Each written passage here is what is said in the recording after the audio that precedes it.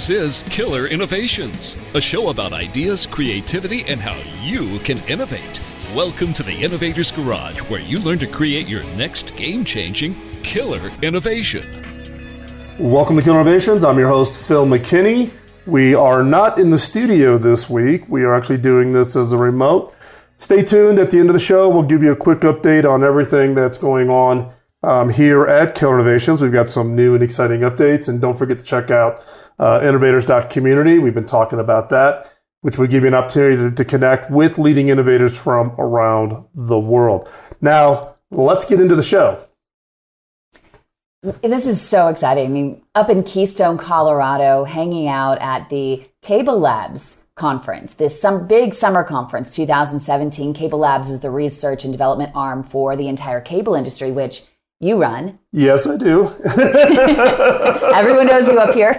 Yeah, this is an annual event that we host here in Keystone. We have about 500, 600 people come in. It's an invitation-only event, taking a look at technologies and innovations for, we talk about it as the cable industry, but they also has broader impact to just broadband in general, including wireless technology. So it's definitely a bunch of geeks all getting together in the mountains. What I really loved about this year's conference, it was all about thinking outside of the box and risk-taking and collaboration and doing things that really make you uncomfortable. And I think those are definitely what you need for innovation.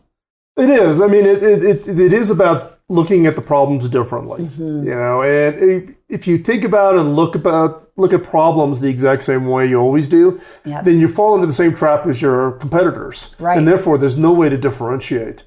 And so part of the challenge is getting refreshed to look at things differently, recognize problems that others don't see. Mm-hmm. As I've said many times, the role of an innovator is not to solve problems, but to solve problems nobody else noticed. Exactly. And so it's about also doing that and being able to see a little bit just beyond that horizon. Mm-hmm. And our role at CableLabs is to look beyond that horizon and be able to identify the coming challenges or the coming opportunities and work on those and get those to a stage that then can be commercialized by the vendor community, the broader ecosystem, and then ultimately the cable operators, and then to the benefit of consumers, which you're able to enjoy and benefit in your home. And you played a key role this week here. I was the MC. I was really honored. So we had Kim McNicholas here in the studio. We're co-hosting today, but Kim graciously agreed to play the MC role for the Monday, Tuesday this week event here in Keystone. You did a great job. Thank you. It was really inspiring to be able to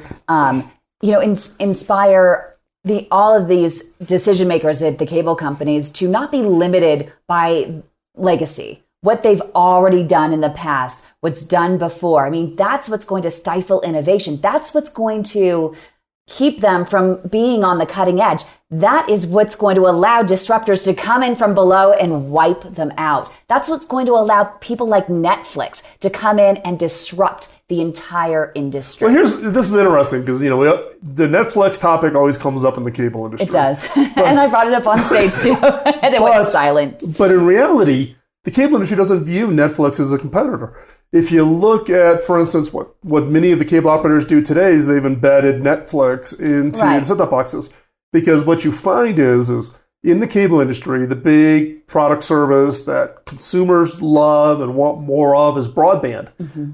What the cable industry likes is products and services that drive broadband usage. That's true. So in reality, everybody thinks of, the over-the-top video services is destroying, the business or the market. It's actually helping them. It's really not the case. It's one of those, false perceptions of the industry that Netflix gets viewed as a competitor, when in reality, they're actually a very strong partner. And they ended up being a partner, but at first it was like, whoa, what just happened here? Are we prepared? Well, it's a disruption for the programmers. The programmers who produce the content. Mm-hmm. It's completely separate from the cable operators. But still, the broadband folks have to be ready for it. They have to be prepared. Well, think about it today. 50% of all broadband traffic in the United States, 50% is Netflix and YouTube. Mm-hmm. Not Netflix-like or YouTube-like. It's those two. So 50% of all broadband usage in the United States, roughly, it varies in different geographies, et cetera. But if you look at it just kind of as a as a broad brush across the United States, 50% of all broadband is Netflix and YouTube. Well, what about those gamers? One of the speakers, Anju Ahuja, who works for CableLabs, was saying that CableLabs did a study that the results showed that 63% of homes in the United States have gamers, and they are those power users, right? The broadband power users. And they're the ones that love the product so much that they're breaking it. And that the cable industry needs to innovate, and optimize their networks for the future. When we're talking about the competitive games, the ones where I think that they're airing, right? Yeah. These games on... You can watch them on ESPN, the big competitions, right. and $1 million prize, prize monies, etc. The difference there, though, is that the gaming market, it's not a very big bandwidth user. Oh, really? No, it's they don't use a lot of bandwidth. What they need is low latency. Games meaning become not a lot of drop-off. The delay between the time you hit the button, it actually makes the complete cycle into the game, gets broadcast out on the network, and comes back. How long is that complete cycle? That's why if you ask a gamer, they know certain statistics like what their ping time is, and a ping time is just sending a very simple command to a very specific server and measuring how long that takes. So if you look at games, they actually put the ping times up in the upper corners. So there's not bandwidth for the serious games. Well, even the not so serious gamers. I don't have it on Words with Friends.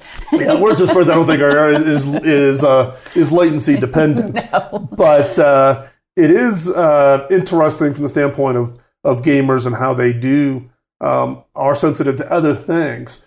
And what you're seeing in the broadband world is speed. Gigabit networks, which are being rolled out now, are in dozens of cities in the United States and being rolled out around the world. Australia is rolling out their multi-gigabit networks based on cable. Gamers, however, it's about that latency. Mm-hmm. How fast can I, do that twitch control of hitting that button and getting that command into the game and getting it back. And for most of us, we just would rather just flip on the light switch and know everything's in place. Exactly. And the lights are going to go on. That just magically works, or your thermostat's going to turn on your heating and your air conditioning when you want it. Yeah, so it's a different kind of requirements. It's not you can't peanut butter what everybody's needs and wants are from the network. And look, we in the cable industry, we take it pretty seriously. We're the leading broadband provider around the world. The role that broadband now plays in the form of education. Kids who don't have access to broadband are more likely to fall behind in education relative to their peers. So we at CableLabs, we're the R&D and Innovation Lab. We're nonprofit, tax exempt. We don't build product.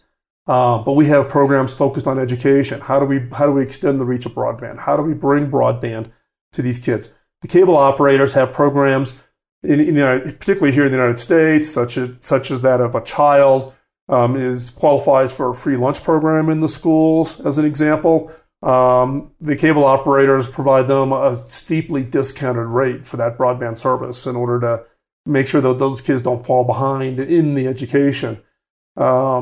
Broadband no longer is just the, nice to have. It's a must have. Right. And what's interesting and what I loved about this conference is that realization that the cable industry is laying the foundation for our connected future. Everybody's going to be connected in a variety of different ways, especially with wearables. Wearables is probably one of the biggest, fastest growing segments, I think, in the world right now of technology. And right there at the forefront is the cable industry. Well, if you think about it, we talk about, data traffic, that you generate in your home, whether it's, sending your Fitbit data up to the Fitbit cloud, right, or, watching Netflix, or, sending an email or FaceTiming, with your grandmother. People don't realize, they think about it, oh, that's wireless. But the interesting statistic is 75% of all wireless data, all that includes cellular, everything, goes over the cable network.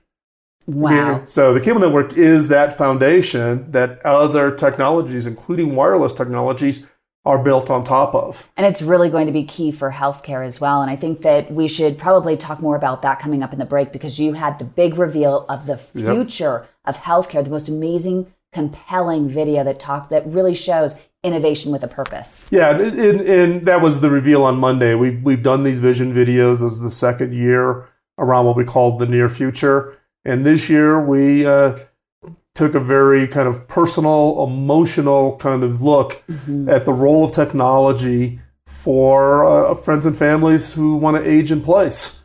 So with that, we're going to take just a quick break, and Kim and I will be right back. We'll continue this conversation. Next up, we'll talk about healthcare and aging in place and the role of technology, innovations, and broadband technologies. And innovation with a purpose. And innovation with a purpose.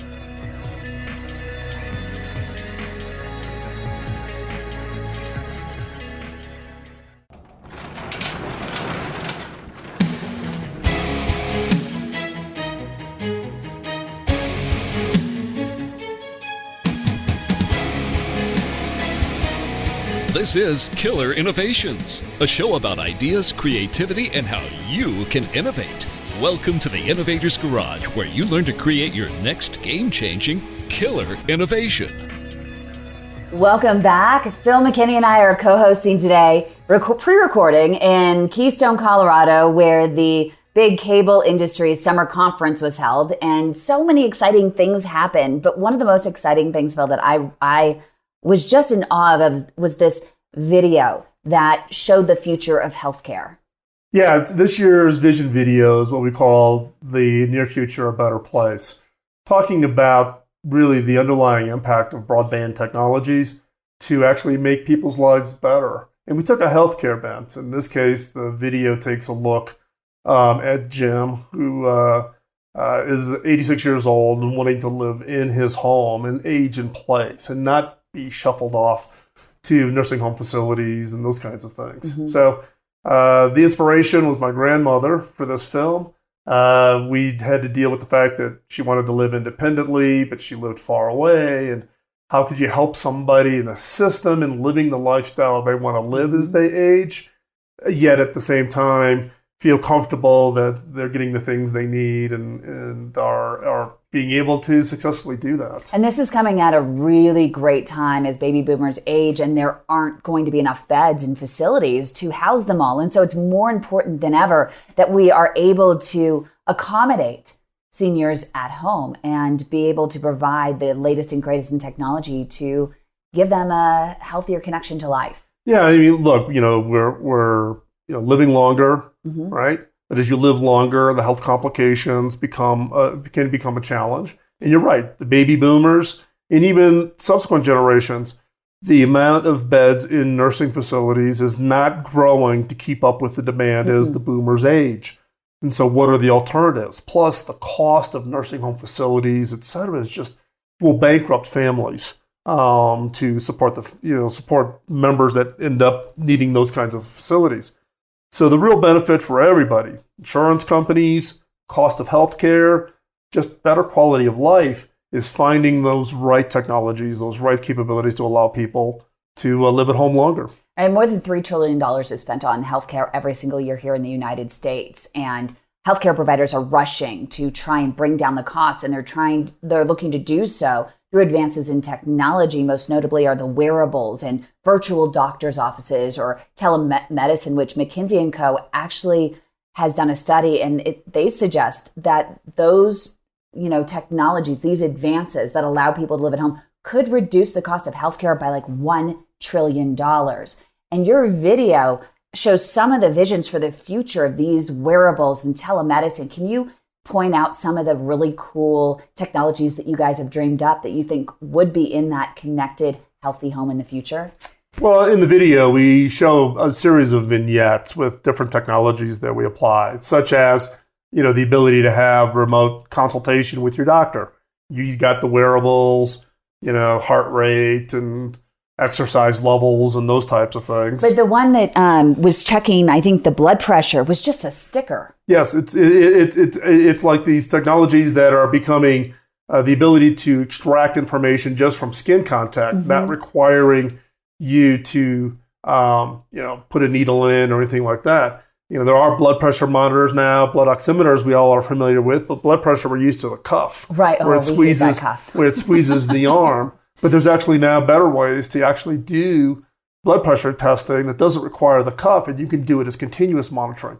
Same thing, you can now use sweat on your skin to actually measure your blood glucose. Oh, so if you're diabetic, you don't have to have, you can start getting away from the finger prick as a test. And a number of the pharmaceutical companies are working on how do you reduce the finger prick for whether you're testing your INR, if you're on blood thinners, to blood glucose, and just being able to do it by measuring and analyzing the sweat on the skin surface. Wow. And so therefore you can make these wearables become much more accurate and much less intrusive, because you can just literally just attach them and have them, right? Look, I've got a Fitbit watch on, right? I don't even think about it. I don't even think about it as being a Fitbit measuring my exercise level and get my 10,000 steps. Mm-hmm. What we find with these technologies is we have to, particularly for those when you want to support an aging in place, is you have to drive to a level of radical simplicity where there's no thought involved in it. And in the case in the video, we show these technologies though that are they're there, but they're almost hidden, where you don't see them. Jim doesn't see them in his home. He's not self-conscious about them, but they're there to provide an assist for him to live a longer, happier life. What I noticed, and also in your innovation showcase, your startup competition that you had, there was a company, I can't remember the name, it was all about the sensors. It wasn't necessarily the cameras following them around the house, because that could be really intrusive. Right. And everybody's been focused thus far about the cameras around the house and following people around. But they've realized that it's just about the sensors tracking where they're at. Right. So in this case, that company, they had the sensors built into the light switches. Right. So therefore, you just have light switches, but those light switches are able to detect, is there somebody in that room? Who is it? Is it a normal activity? Normal activity? Is it outside of the normal pattern? Like they haven't gotten out of bed and it's 10 o'clock and they're usually up by 8, and then recognize those patterns. And then if something falls out of the norm, start letting people know. Call family members, maybe trigger a phone call to the person saying, are you okay? Do you need help or assistance?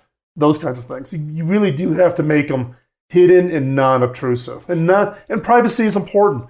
You want to age in place, but you want to age in place with dignity. You don't want to age in place and feel like you're a burden on the family, or allow the family to overreach and feel like they're controlling you. And what I also liked about this video, and it wasn't healthcare specific, but it was just the seamless ability to have a video connection in your home, all the way on the go. They had, I think he was talking to his daughter from one room to another. First, it was on his iPad or on his phone. And then when he walked into his main room, he could have her on the big screen television. And then when he left to go on the bus, the Ollie bus, I love the electric bus, Ollie. When he got on the bus, she was right there on his iPad again. Correct. So it's really something, Jim initiates the conversation, or maybe the daughter calls him, but that he can easily, seamlessly engage in those conversations anywhere. And the other part of the film, we showed, though, permanent presence. So there's the video wall into Jim's son's house that just looks like it's part of the house. So therefore, they said, the two living rooms look like they're attached, and it just feels like you're in the communal environment of being able to participate as if you were there. That's really neat. Yes, and the video has gotten a lot of very interesting traction and some interesting reaction. We did a press conference, and we can talk more about those reactions when we come back from the commercial break. Yes, and also, once again, innovating with a purpose, which I think this video definitely demonstrates. Right, showing that it's not innovation for innovation's sake, but innovation to have an impact on people's lives, and an impact that actually makes people's lives better. We'll be back in a moment.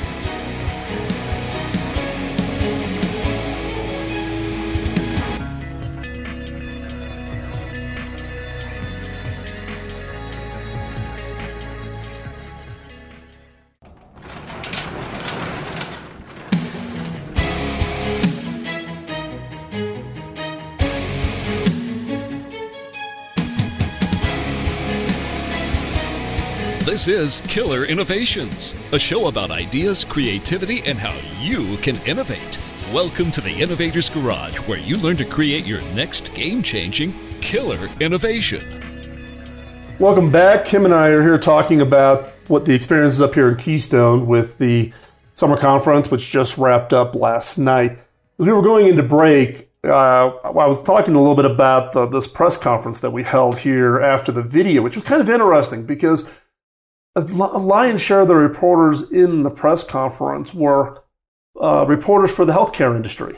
And I think they were a little shocked about, the video once they saw it. Well, that it was the cable industry that was doing this video. Yeah, exactly. That it was the cable industry. And a number of the reporters asked me in the Q&A section of the press conference about why is the cable industry so interested in healthcare? And I guess I was a little shocked that they were shocked, I guess is the way to put it. I had to remind them that, look, if you look at broadband in consumers' homes, the lion's share of that is cable. Right. And if this is a societal problem, and the cable industry is committing to say, how do we help? The cable industry is not going to go build the sensors and build, the monitors in your room, in your house, those kinds of things. We want to use this film to inspire innovators to solve these societal issues. And we, as the cable industry, making sure that our network is there, built, and constructed in such a way to support this. Because when you start supporting healthcare, it's a whole different scale of complexity. You have smart chip sensors, RFID tags, real-time location systems, and they're all creating this exponential data growth and all these real-time computing requirements that are unprecedented, haven't been done before, haven't been necessary. Right. We talked earlier in the first segment about latency for gaming. Right. Latency for healthcare has a whole different level of requirement. There's certain medical issues that, you just got to always be there. You've got to be on the game consistently.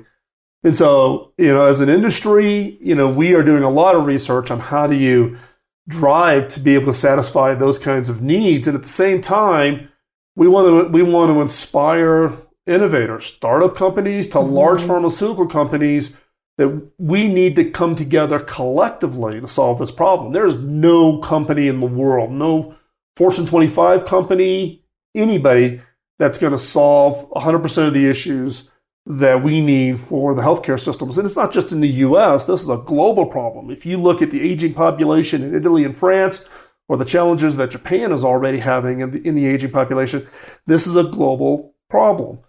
And for us, given that CableLabs, we're global. We have members in 5 continents, 35 countries. We are the R&D and innovation lab for our global industry. It's a global problem requiring a global ecosystem of companies, innovators, researchers to come together to put these things in place. And in order to put those things in place, what I liked about you sharing this video at the conference in front of all the biggest decision makers in the cable industry is that you're inspiring them to innovate with a purpose. Right. And when we talk about innovation with a purpose, there's innovation out there that's, you're innovating just to drive speeds, right? Oh, can we do 1 gig networks? Or lower cost or be more efficient, take out operating cost or whatever. And the cable industry is known, and one of their primary focuses has always been cost cutting. You're saying that shouldn't be at the forefront. Maybe it is in the back of your mind, but I think innovating with a purpose actually will help you solve that issue in the long run. Yeah, I mean, the cable industry invests literally hundreds of billions of dollars. Here in the United States, if you think about the cable industry, a lot of people don't realize this, right? If you look over the last, dozen years, the cable industry has put in almost over $200 billion into the network, cost of actual construction of the network. It's the largest privately funded real estate project in the history of the United States, with zero government dollars to go into that funding. So, and that investment just continues to grow, right? Because of the demands, as you were saying, more data, more speeds, so the dollars, aren't going down. They continue to go up because there's a huge amount of investments that have to happen. Because when you're building a network, it's what I refer to as you got to feed the monster. Because, you can't pause because the customer demand is there. Things are happening like things like home healthcare. One example is Cox, member of CableLabs. Cox has a partnership with Cleveland Clinic and actually has created a joint venture to do telemedicine in the Cox markets to bring the experts and medical specialists from Cleveland Clinic into areas that would never have access to the quality of experts at Cleveland Clinic. So that's probably, what I would classify as kind of the poster child, lighthouse example of where partnerships like this can go address and solve some very specific issues. Cox focusing on how do I deliver a medical grade kind of network, Cleveland having the experts and the consumers and the general population. How do you bring all those together? So could that mean that possibly a Doctor on Demand, the one that's owned by Dr. Phil and Dr. Phil's son Jay McGraw, who also is the executive producer for The Doctors, that maybe the cable industry, different ones, for example, Cox partnered with the Cleveland Clinic, maybe another cable network, maybe Charter or Comcast or whatever, could integrate Doctor on Demand into their offering? Yeah, I mean, the role there is there's a lot of opportunities out there. Historically, before I came to the cable industry, when I was still CTO at HP, we had a partnership with Mayo. And we actually worked with Mayo with a telemedicine practice program into rural Minnesota, North Dakota, South Dakota, Wisconsin as kind of a trial. And that was 8 years ago with Mayo. We're all trying to figure this out. And the benefit of what's happening, though, is innovation is happening at such a rapid pace. Think about what video collaboration was, 5 years ago. Now you've got companies like Zoom, who create a medical grade. They have a HIPAA compliant version of Zoom that doctors are now using to allow for doctors to have conversations with their patients, and for that entire link and that entire conversation to be encrypted and secured to meet the HIPAA legal requirements here in the United States. And, look, you and I both use Zoom, right? And it's a phenomenal product, incredibly easy to use. Now you're seeing what starts off as maybe a small business solution becoming an enterprise solution, now going into a vertical to solve a very specific need in the healthcare space. But if you're an innovator, how do you you can't get started off, going into that big, huge vertical. You have to start off somewhere. How do you think about those things as an innovator? Well, I think as an innovator, if you're working in this space, you think you've got a great idea, is you got to find a mentor. And a mentor may not just be an individual, it may be a company, or it may be an industry. If you take the CableLabs Summer Conference, we run what's called the Innovation Showcase. So we bring in 8 to 12 companies every one of our conferences, whether it's here at Keystone, or we run an event at Consumer Electronics Show, we run an event at Mobile World Congress in Barcelona, where we bring these startup companies, we put them in front of the CEOs and the CTOs in the cable industry to try to drive those kinds of partnerships. In addition, we also now run the Up-Ramp Fiterator for companies that have actual products and technologies that can begin being installed, and we actually bring them in at a no-cost accelerator to them. We actually invest in them, and support them, but actually help them take those products and actually bring those to market, because we think these things are important problems to solve. Right, and with the cable industry, it's, and back to that video, it's instead of being overwhelmed by everything that they have to do, instead the video with making everything that's being built on their platform relatable to them and ultimately inspiring them to keep up with the growth in the market and the innovation in the market. Well, I think it's a two-way street, right? It's, everybody needs to be inspired. Right? And the hard part is if you look at like bandwidth growth, it's kind of, if you go back to the early 80s when I first got to Silicon Valley, we thought about Moore's Law, right? You're going to double performance of a semiconductor every 18 to 24 months. Oh, that curve will never last. Still going on. Same thing with bandwidth. You're looking, oh my God, I think this thing doubles. When does it stop? Does it ever stop? Right? We don't know what those products or services are. So you have to almost step in by faith, continue to build the network to have a certain performance for a service, you have no idea what it's going to be. And that when you say, okay, I'm going to commit $5 billion and I have no idea what's going to run on top of this. That's going to need 10 gigabits, 100 gigabits, terabit kinds of speeds in the future. It's a challenge. It is a huge challenge. It's a challenge. So where should we go next?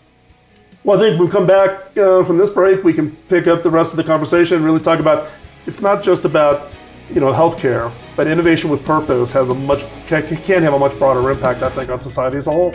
Fantastic. We'll be right back.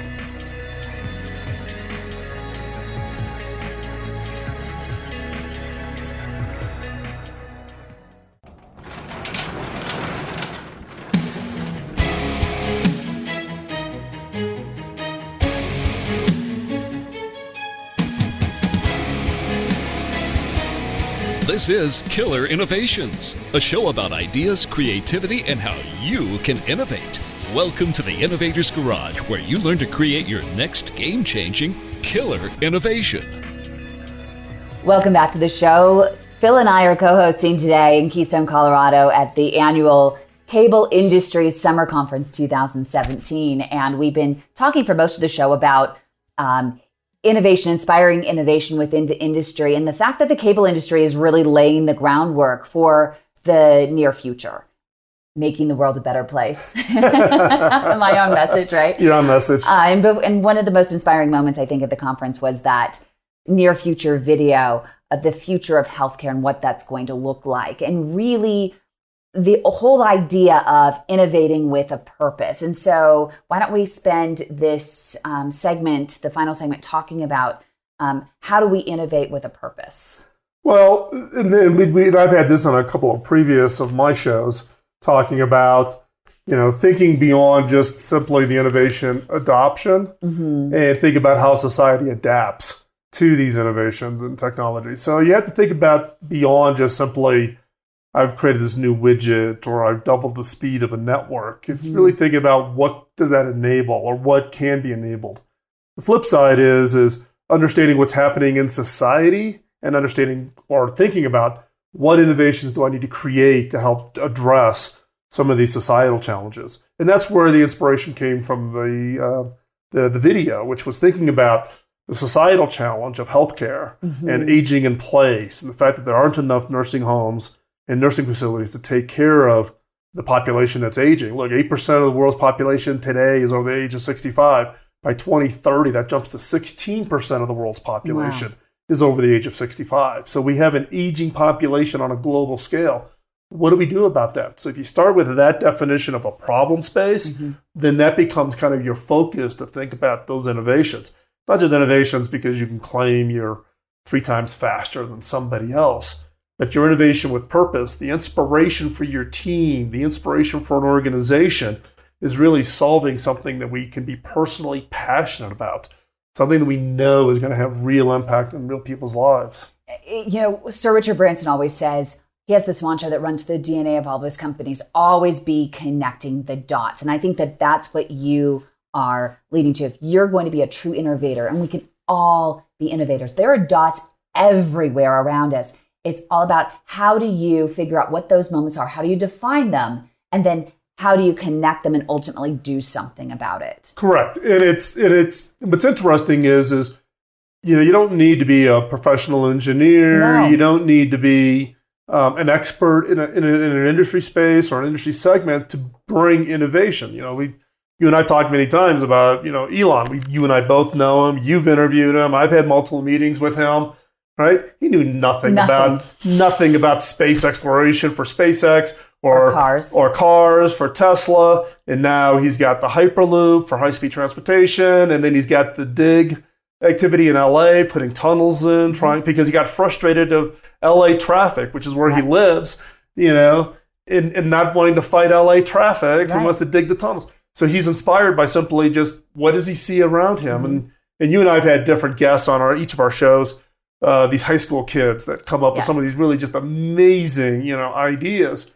And it really just reinforces that anybody listening to this show, anybody that is out and about can be an innovator. Right. You can solve the problems. And that's why I think kids actually are some of the best innovators if people would just listen, because they don't let what they don't know and have never done before get in the way of achieving their dreams or what they want to do. They're not limited by what's in a textbook. The people that are limiting them are the adults, the teachers. You know, they can either inspire them or they can limit them.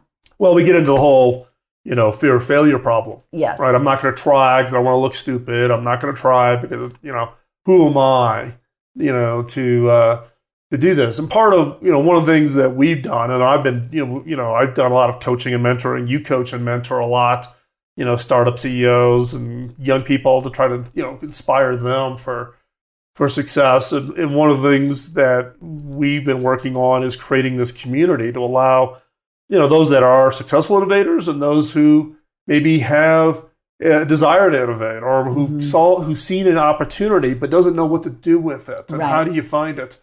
I get a lot of emails about, how do I find a mentor? So to solve that problem, we've created this community called the Innovators Community. You can go over to theinnovators.community. You can check out the page there.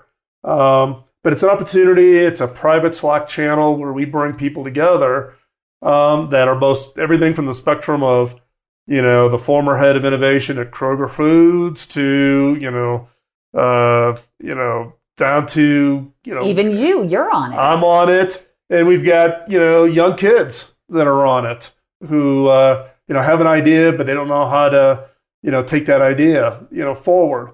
And so this is an opportunity to kind of come together as a community and let's find and solve and address, innovations with purpose. But what are those challenges? How does it work? What does that look like? Well, we started off focusing really on just creating a way for people to find each other and communicate with each other. So in the private Slack channel, there's a whole series of channels, everything ranging from I'm stuck, is one of the channels, which actually is one of the more popular channels. Maybe you have an idea or you had an idea, you try to do something and you couldn't move it forward. You're stuck. How to, help me get it unstuck. The community comes around and helps brainstorm how to get an idea, unstuck. We put challenges out. We see things like healthcare or education, which is another area of passion for me, and we put these challenges out to get the community to kind of collectively, throw ideas together on how do we address like rural education where, broadband reach is a real challenge. Broadband may not be in some of these more rural communities. How do you address, the educational needs for those kids, those kinds of things? So it's a little bit free form. We allow people to kind of come together and find those opportunities to work together and go innovate with purpose. And if people go to innovation.tools, they can find so much more. What I love, and Carrie, this is really funny. This is the first time you're hearing it. He has these killer questions. It's a card deck, like just a regular deck of cards, and on each one, it's like a brainstorming workshop in a box, right? Right. And it has all these great questions that inspire you to spark that creativity, and that's also available on there. And it's really quick and easy to pick up. Right. So innovation.tools is the online store for people to find tools and training and those kinds of things to help people build up their own skill set. So, hey, Kim, thanks for joining me at Keystone. I really do appreciate it. It was really fun, and I love co-hosting. We have to do this co-hosting thing more often. Yeah, this has been great. So thanks for listening, and we'll talk to you next week.